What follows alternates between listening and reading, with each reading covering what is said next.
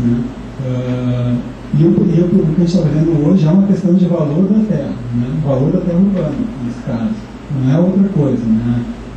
Por isso que essa discussão se aproxima muito do debate dos movimentos sem terra, porque é um instrumento de transferência, né, de terra valorada, de terra com alto valor, da mão de quem merece menos, nessa lógica, para aqueles que são os legítimos, né, destinatários da terra, que é a classe, né, média, média alta,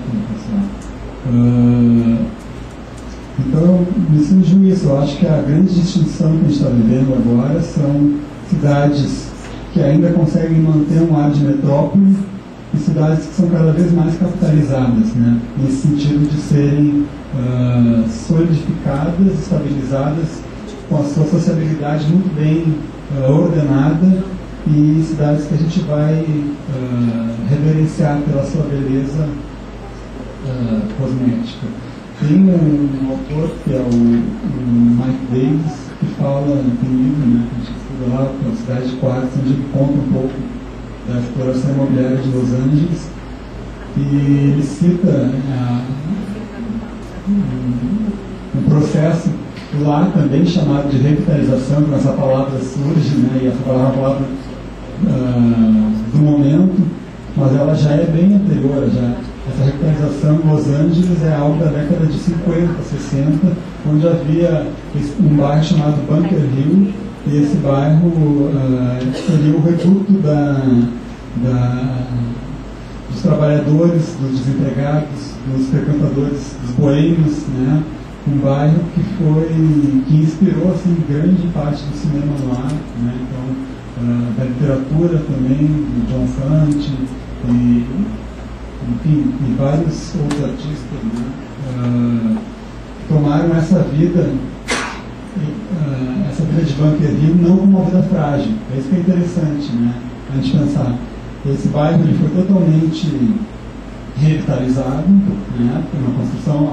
Tudo começou com a construção de um centro de convenções aos pés do morro que dava gerar o bairro, e a partir daí as terras as construções foram removidas e foi se gerando um bairro gentrificado, né? Um bairro aburguesado. E o que eu acho nesse livro, A Cidade de Quartz, o Mike Davis ainda chama interessante nessa visão dele, é que ele não vê essas pessoas como coitadas, né?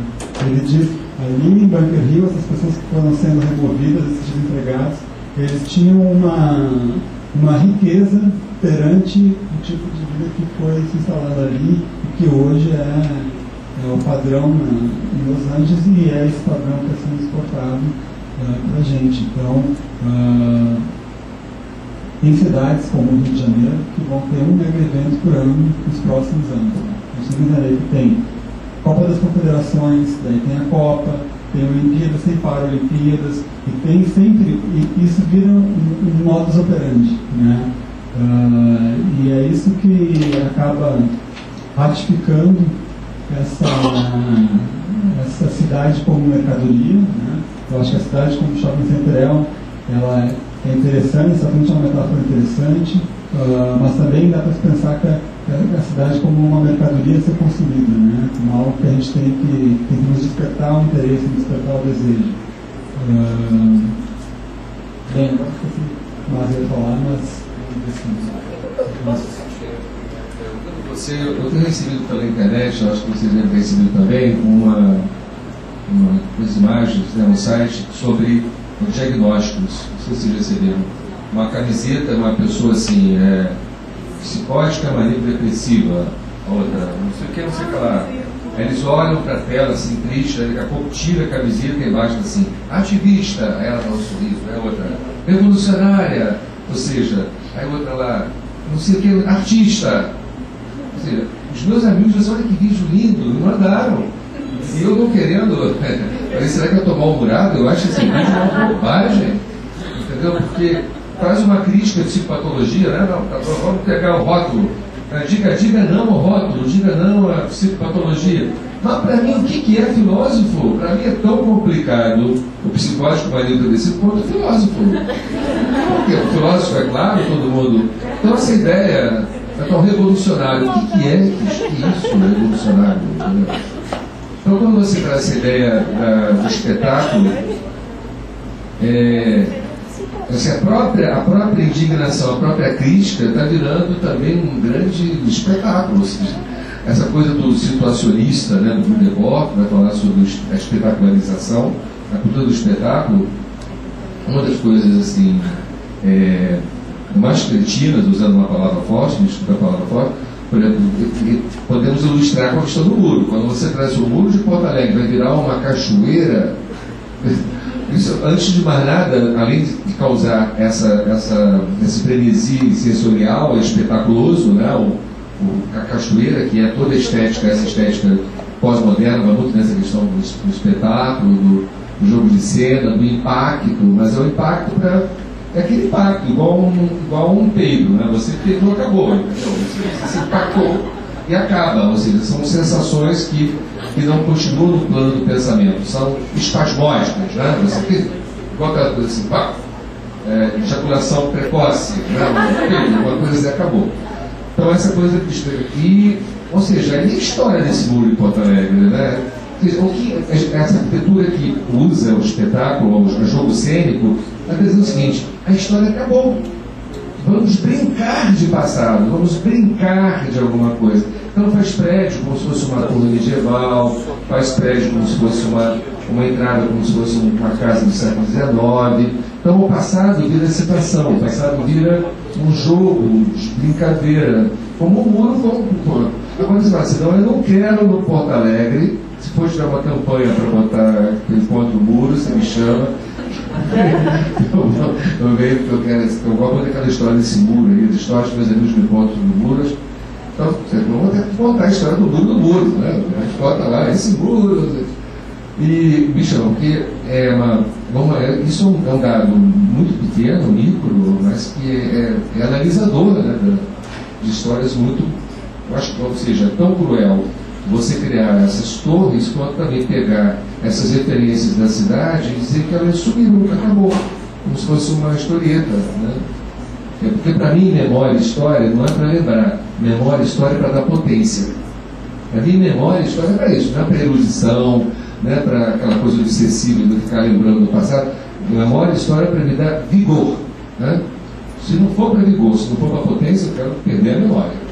Né? Isso eu aprendi com as técnicas de campo de concentração, com as técnicas de delegacia. Eles acabam com a tua memória. Como o capitalismo também acaba com a tua. Né? Se a gente perde a potência da memória, a gente perde a capacidade de desejar. Né?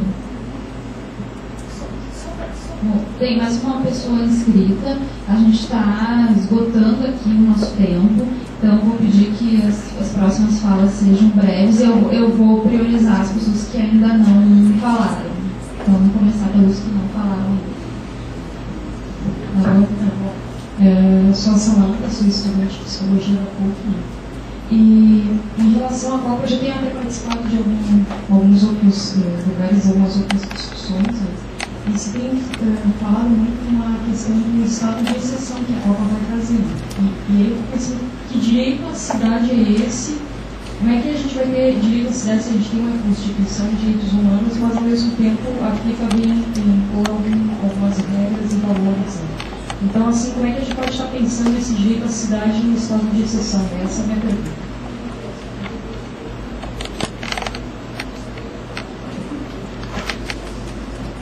O meu nome é Priscila, sou psicóloga. Eu queria comentar bem rapidamente, assim, que no processo da minha pesquisa, né, que foi sobre como é que é a vida dos barrageiros, dos homens das obras, eu tive que começar pelo primeiro capítulo falando da cidade, não era a minha intenção, mas falar das pessoas é poder falar da cidade. E muitas vezes, agora estou trabalhando na assistência, na Zona Sul, me deparo com toda essa questão da Copa e que muitos moradores estão sendo retirados dali e vêm procurar assistência para ter um RIS para poder buscar um aluguel social.